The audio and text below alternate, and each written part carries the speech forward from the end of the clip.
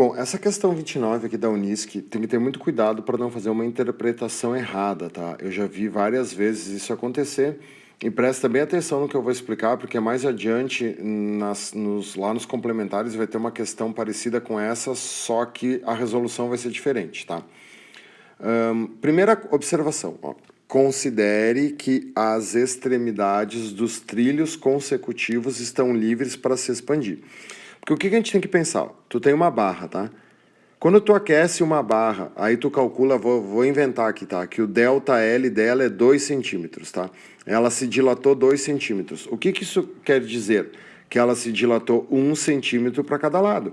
Então ela aumentou 1 centímetro para cá e 1 centímetro para cá. Ela não aumenta 1 centímetro só para um lado, é sempre para os dois lados. Porque a questão disse que as duas extremidades estão livres para se expandir.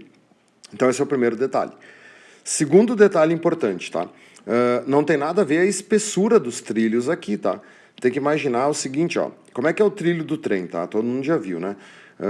Tu tem um trilho aqui. Só um pouquinho aqui que deu tilt na caneta.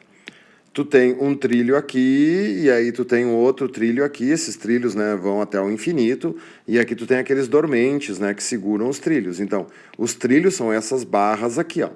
Só que essas barras, elas não são feitas, né, de uma peça inteira de ferro, né? Imagina, tu lidar com uma peça de ferro de, sei lá, 30 quilômetros de comprimento. Não é assim que funciona. São pedaços de ferro que, aqui no caso, cada uma tem 50 metros de comprimento. Então, o que acontece? É colocado um trilho aqui, e aí tu não pode colocar o outro trilho encostado aqui, ó, junto com eles. Porque quando esquenta e eles se expandem, né, eles se chocam aqui e aí rebenta os trilhos. Então, os trilhos, eles sempre são colocados com um espaçamento. Então, são trilhos consecutivos. Claro, vai ter um trilho aqui e vai ter outro trilho aqui, né? E assim vai. Sacaram? E aí, né, o trem, né, e aqui vai ter aqueles dormentes, e aí o trem vai andar aqui nos trilhos. Beleza? Então esse é outro detalhe. A espessura do trilho não tem nada a ver. O que interessa é o comprimento dos trilhos. Tá, agora vamos resolver o exercício, né? Então, olha só. Tu tem dois trilhos que o tamanho deles é 50 metros, tá? E aí esses dois trilhos, eles são consecutivos. É um atrás do outro. Então, tu vai ter um trilho aqui, e aí tu vai ter outro trilho aqui. E esses trilhos, eles têm um espaçamento aqui. Eles têm um espaçamento de 4,4 centímetros, beleza?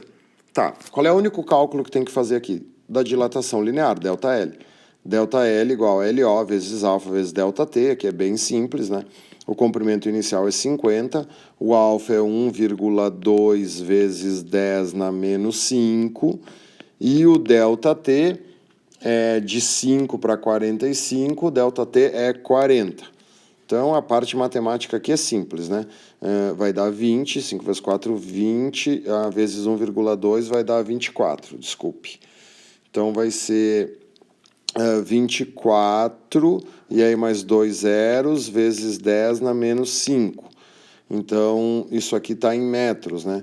Então, 1, 2, 3, 4. Então, 0,024 metros, né? Como eu tenho que multiplicar por 100 para transformar em centímetros, eu vou ter uma dilatação de 2,4 centímetros, beleza? Só que agora que vem o truque, né? Quem que dilata 2,4 centímetros? Os dois trilhos. Então, imagina só. Vou usar aqui de baixo. Ó. Tu tem um trilho aqui, né? Se as duas extremidades são livres para se expandir, ele vai dilatar 1,2 para cada lado, porque o total é 2,4. Então, aqui vai ter 1,2 e aqui também vai ter 1,2, certo? Beleza. Só que o outro trilho, que está do lado dele, também se dilata, né? Porque os dois trilhos estão aquecendo igual.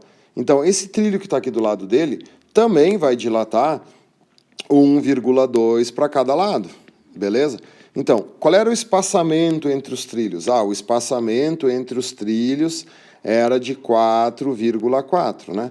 Se esse cara aqui dilatou 1,2 e esse cara aqui dilatou 1,2, então o espaçamento diminuiu 2,4. Então a resposta vai ser 2, ok? Só que vocês vão ver uma outra questão mais adiante que, ó, já vou adiantar, ó, que o trilho vai estar preso numa parede. Então, desse lado aqui, ele não pode se expandir. Então, ele só vai se expandir para esse lado aqui. Então, daí se tu tiver 2 trilhos, né, em 2 paredes, assim, ó, aí se fosse 2,4 para cada lado, aí seria 2,4 para cá e 2,4 para cá, tu vê que nem teria resposta aí, né, porque o espaçamento era 4,4, se fosse 2,4 para cada lado, diminuiria o espaçamento em 4,8 e aí rebentaria os trilhos, tá? Então tem que ter cuidado com isso. Essa observação que as 2 extremidades consecutivas estão livres para se expandir é muito importante. Mais adiante vai ter um que não vai ser assim. Beleza? Valeu, qualquer dúvida me peçam aí.